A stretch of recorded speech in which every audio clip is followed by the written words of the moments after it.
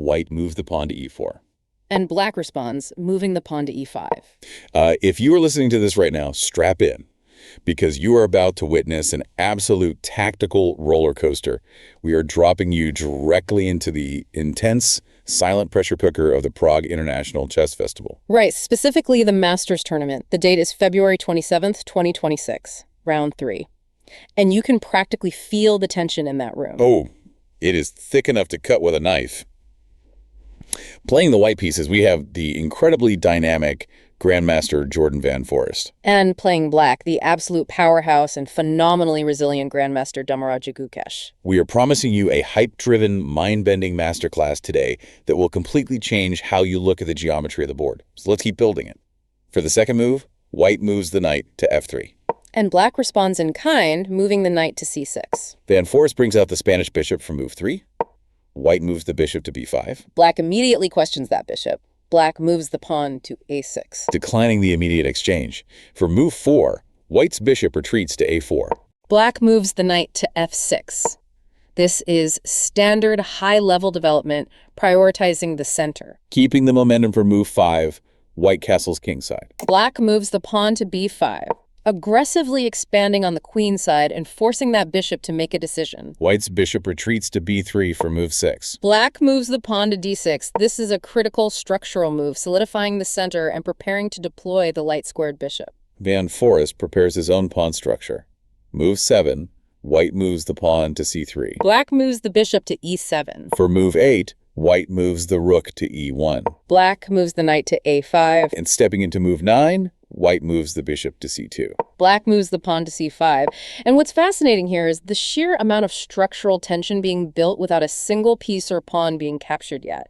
This is classic elite-level psychological maneuvering. Yeah, I mean, you have Van Foreest playing white, and he has carefully preserved his incredibly valuable light-squared bishop by routing it all the way back to c2. It's tucked away, but it's staring like a sniper across the board. And meanwhile, Gukesh, playing black, has aggressively claimed all this space on the queen's side. Right, with those pawn pushes to b5 and c5, they're like two heavyweight boxers in the first round, just feeling each other out. Exactly. Fighting for millimeter advantages in the center of the board before throwing a real punch, it requires so much patience. Because the first player to blink usually ends up with a slightly worse position. It's like a coiled spring. Both of these players know the EKC78 theory deeply, but now we transition into the middle game, and this is where the center of the board absolutely breaks wide open. Move 10, white moves the pawn to d4. And the tension breaks. Black's pawn captures the pawn on d4, the first exchange of the match. Move 11, white's pawn captures the pawn on d4. Black moves the bishop to g4. This is a brilliant, irritating pin, tying white's knight to the queen. Van Foreest keeps pushing. Move 12, white's pawn captures the pawn on e5. Black's bishop captures the knight on f3. Gukesh decides to remove that key centralized defender. Move 13, white's queen captures the bishop on f3. Black's pawn captures the pawn on e5. The dust in the center is finally starting to settle after that flurry of exchanges. Recoordinating for move 14, white moves the knight to c3. Black castles kingside. Gukesh finally secures his king, moving it out of the center just in time. Move 15, white moves the bishop to g5. Black moves the knight to c6. For move 16, white moves the rook to d1. Black moves the knight to d4. Move 17, white moves the queen to g3. Black moves the queen to b8. Okay, let's unpack this, because the atmosphere on this board right now is absolutely suffocating. The center, which was so gridlocked just a few moves ago, is completely blown open. All those central pawns are gone. Now the heavy pieces, the rooks and queens, are just glaring at each other across the open files. And we have to talk about Gukesh's knight. Oh man, he has planted this absolute monster of a knight right in the middle of the board on d4. It looks completely unshakable. It does. And that is precisely why this specific position is so incredibly dangerous. Gukesh's knight is what grandmasters refer to as an octopus knight. Its tentacles are reaching deep into every critical square in white's camp. It feels like white is just choking on that knight. But look closely at Van Foreest's counterplay. His rook on d1 is staring directly down the file at that exact knight. His queen is eyeing the king side, putting subtle pressure on Gukesh's defenses.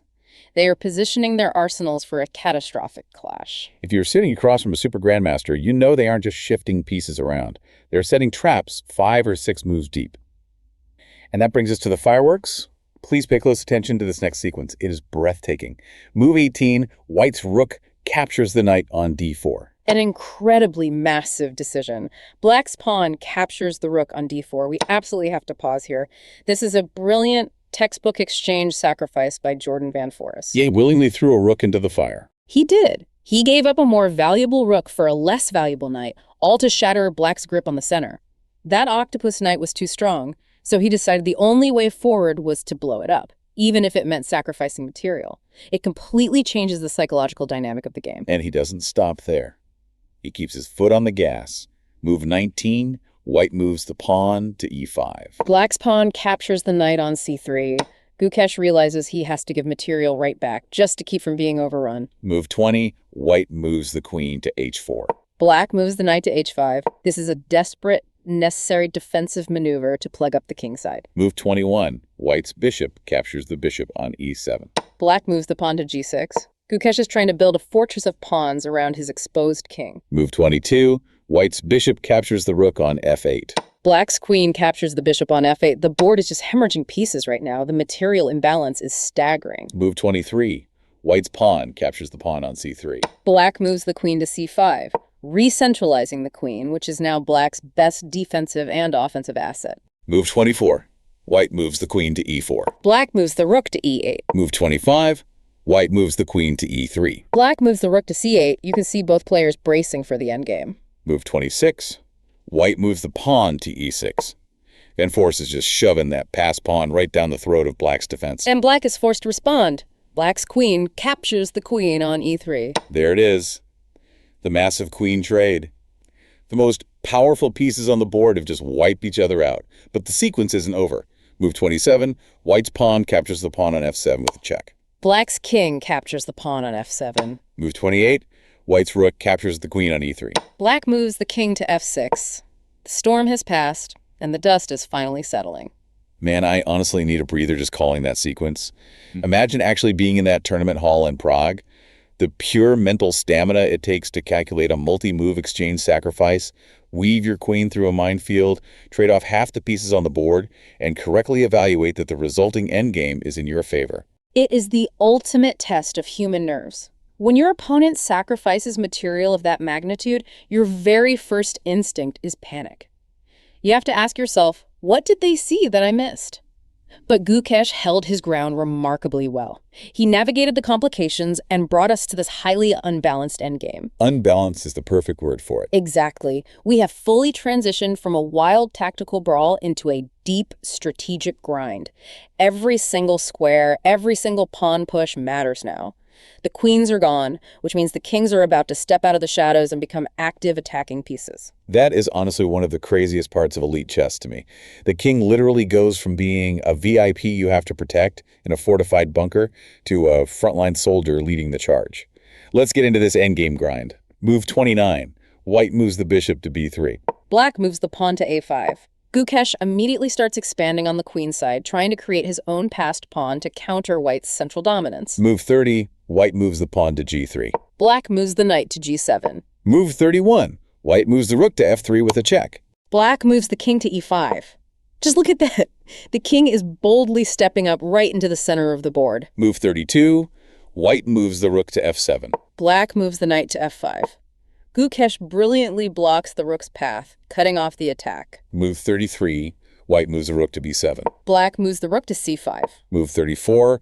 White moves the pawn to f4 with a check. Black moves the king to e4. Move 35. White moves the king to f2. Black moves the king to d3. Here's where it gets really interesting. I want you to mentally picture Black's king right now. It is all the way down on the d3 square. It is practically sitting in White's living room. Gukesh has literally marched his king across the entire board. It takes absolute nerves of steel to walk your king into enemy territory like that when there's still rooks on the board. It does, yes, but it is a highly calculated risk born out of necessity. In an endgame without queens, an active king is worth its weight in gold. Gukesh knows that structurally, he is fighting an uphill battle here. He is intentionally trying to disrupt White's coordination and physically support his own advancing pawns. It's a do-or-die march. Precisely. But look at how Jorden van Foreest handles it. He is playing with absolute ice in his veins. He is systematically, methodically setting up a net to neutralize the threat. Cold, calculated, and terrifying. Let's see how white handles this royal intruder. Move 36. White moves the pawn to g4. Black moves the pawn to a4. The queenside pawns are officially starting their engines. Move 37. White moves the bishop to g8. Black moves the knight to d6. A beautiful tactical shot. But Van Foreest has an answer. Move 38. White moves the rook to d7. He pins that aggressive knight right against the king. Black moves the rook to c6. Gukesh brings the rook over to defend the pinned knight. Move 39. White's bishop captures the pawn on h7. Black's king captures the pawn on c3. Gukesh's king is now literally eating pawns deep in White's territory. It's an absolute madhouse on the board. And this brings us to the final thrilling phase of the deep dive, the pawn race. It's like watching a dead sprint to the finish line, and every single half move feels like a photo finish. Move 40, White's bishop captures the pawn on g6. Black moves the pawn to b4. The race officially begins. Gukesh is pushing his passed pawn, desperately trying to reach the end of the board to promote to a new queen. Move 41, White moves the pawn to h4. Van Foreest essentially says, I can race too. Black moves the pawn to b3. Gukesh is one step closer. Move 42, White's pawn captures the pawn on b3. Black moves the pawn to a3. This is a brilliant nuance. Gukesh sacrifices one of his racing pawns specifically to clear the runway so the other pawn can sprint freely. Move 43, White moves the pawn to h5. The pawns are sprinting down the board. Black moves the knight to b5. Gukesh is trying to maneuver his knight to escort that pawn home. Move 44, White moves the pawn to g5. Black moves the pawn to a2. The black pawn is just one single square away from becoming a queen.